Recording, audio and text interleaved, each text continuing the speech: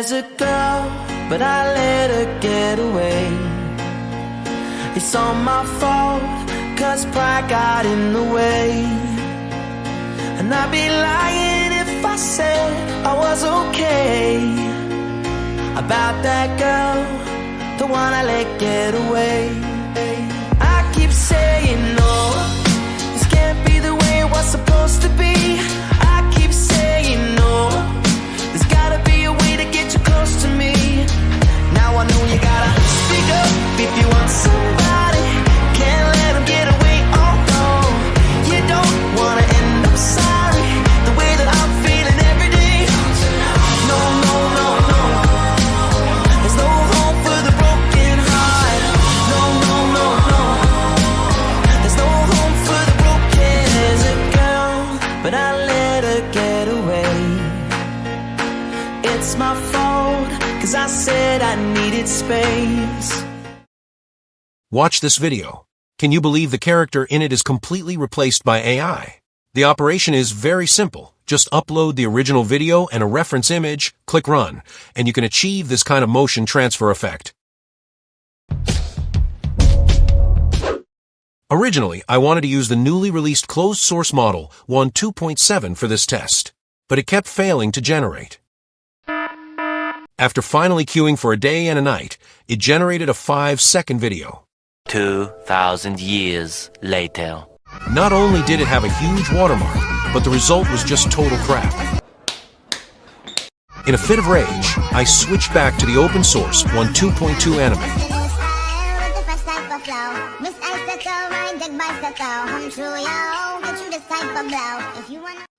To push it to its absolute limits, I worked my tail off for half a month, burned through nearly 15,000 computing power points, and finally fine-tuned a comfy UI workflow that can be called the ultimate meta. The environment is already deployed on the Runninghub cloud platform, making it easy for you guys to just copy my homework. Without further ado, let's hold nothing back and dive straight in.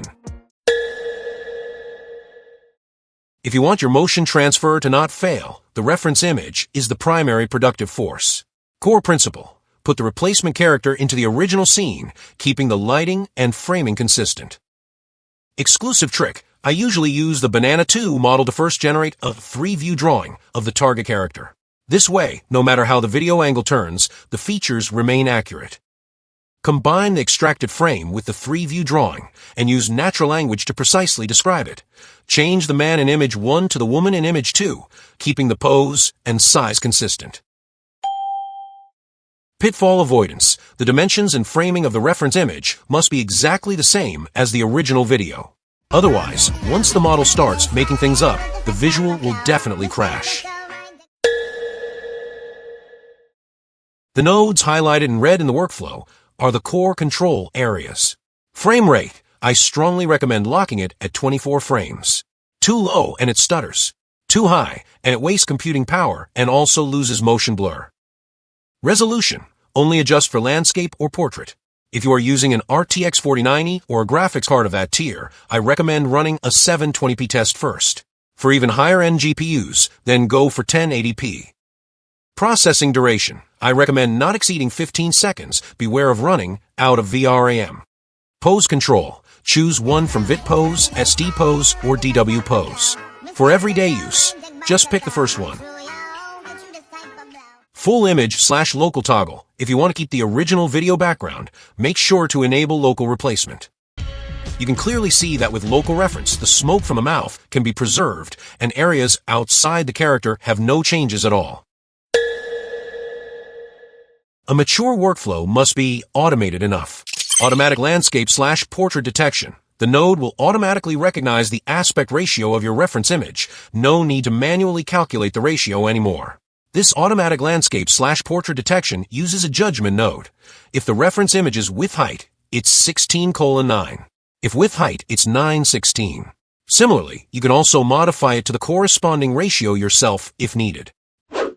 Physical bounce LoRa: this can achieve the jiggle amplitude of a certain body part. If it's male motion transfer, you can use Ctrl+B to bypass this node, or set this value to 0.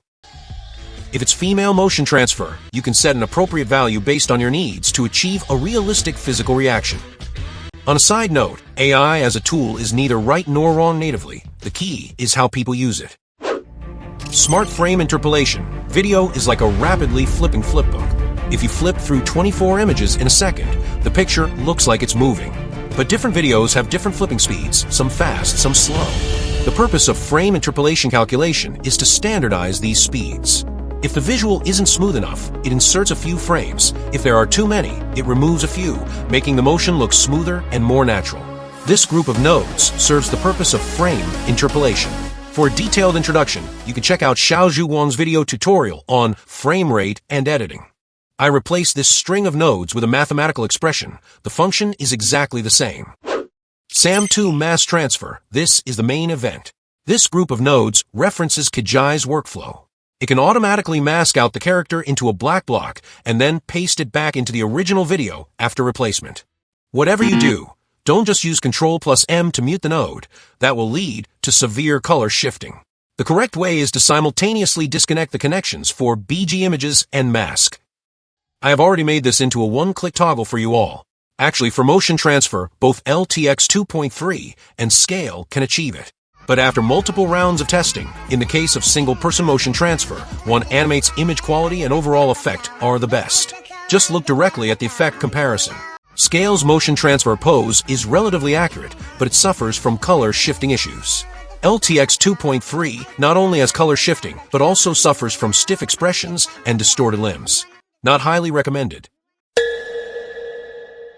Most tutorials on the market just show front-facing character swaps, which is child's play. What really tests your skill level are these 5 extreme scenarios. Case 1. Character swap with smoke. This requires a good reference image and enabling mass transfer instead of full image transfer to achieve the effect. The backlighting, facial tattoos, expressions, and even the dissipating effect of the smoke when shaking the head are all very realistic. It doesn't break even when tilting the head back. This is the power of mass transfer.